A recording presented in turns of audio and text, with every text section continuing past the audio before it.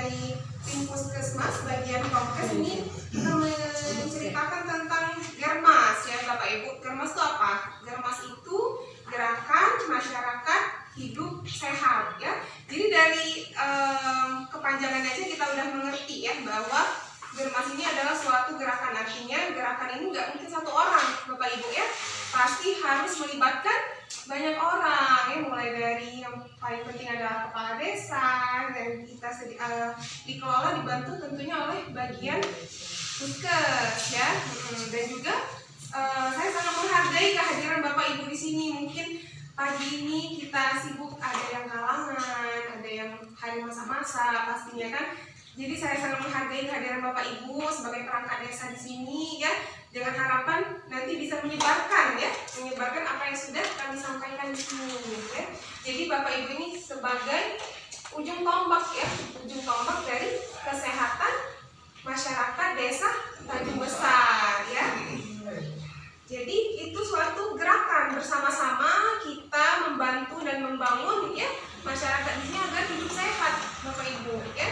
Tapi hidup sehatnya apa aja ya, ini terlalu umum, sehat secara umum. Tapi ada komponen-komponennya sehat itu ya Bu ya.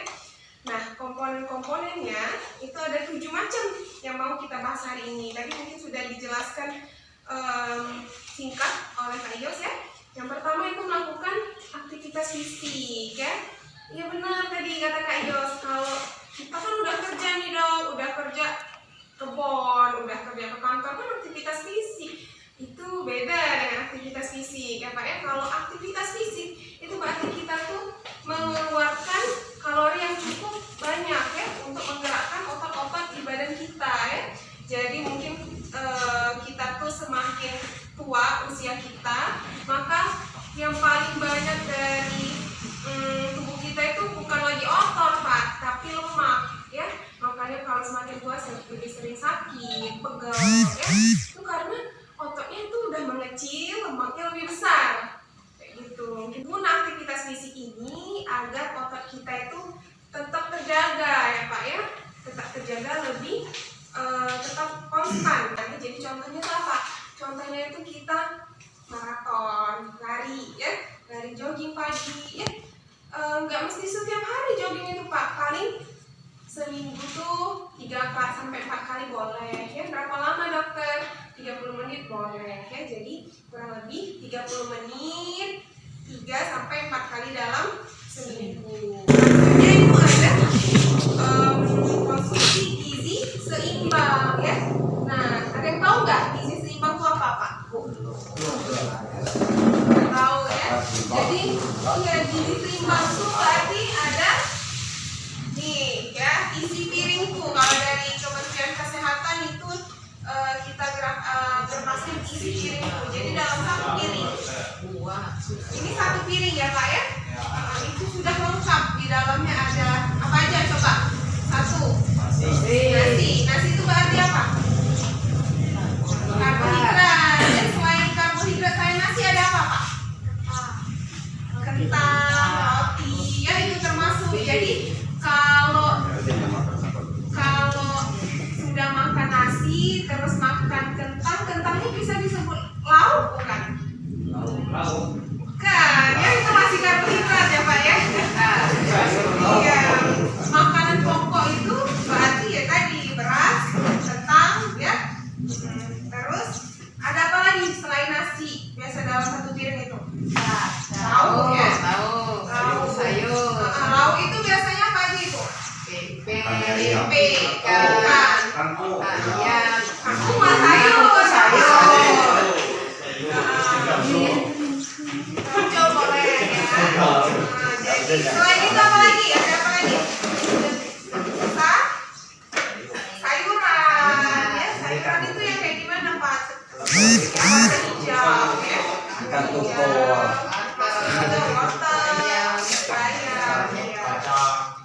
Terus apa satu lagi yang penting? Buah ya, karena buah banyak mengandung vitamin dan mineral ya Pak ya.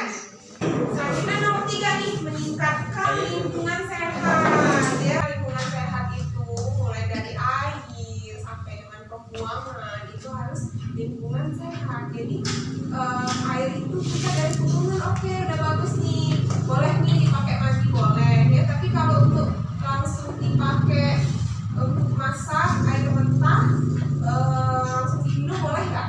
Nggak ya. Karena kita nggak tahu ya di dalam air yang belum matang itu kan banyak kumannya Pak ya, nanti bisa jadi wabah apalagi kalau untuk jualan.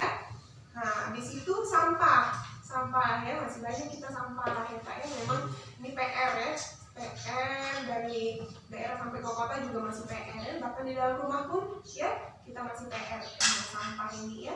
Terus apa lagi nih lingkungan sehat? Banyak nih lingkungan sehat. Di rumah pakai apa Pak?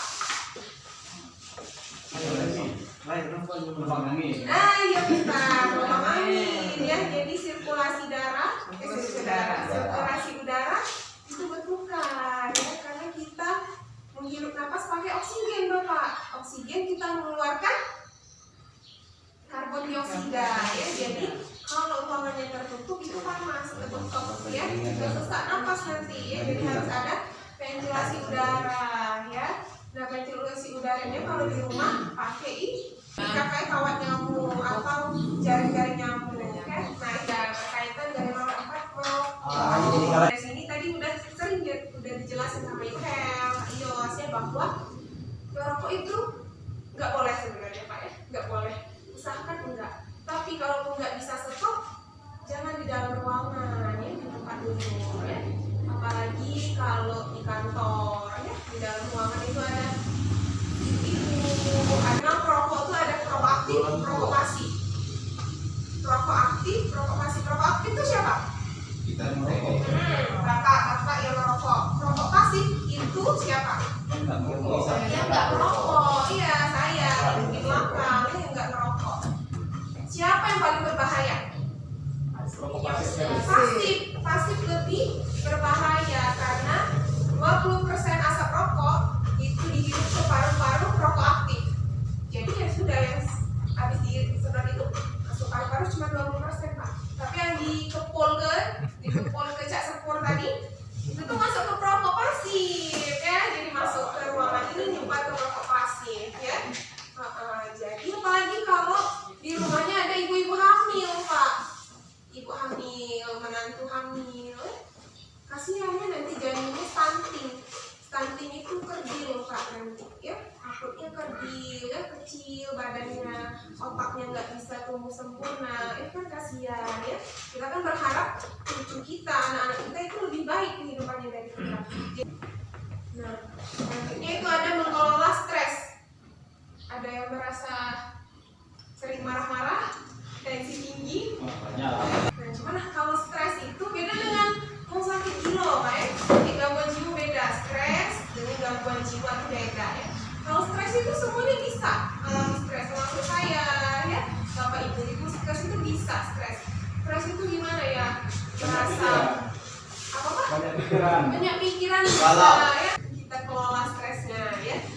Intinya adalah stres itu Pak, yang paling banyak itu laki-laki sebenarnya Pak. Karena laki-laki itu jarang curhat Pak. Kalau kita yang cewek-cewek ini curhat kan, cerita sesama teman. Tapi kalau cowok, bapak-bapak ini gengsi biasanya.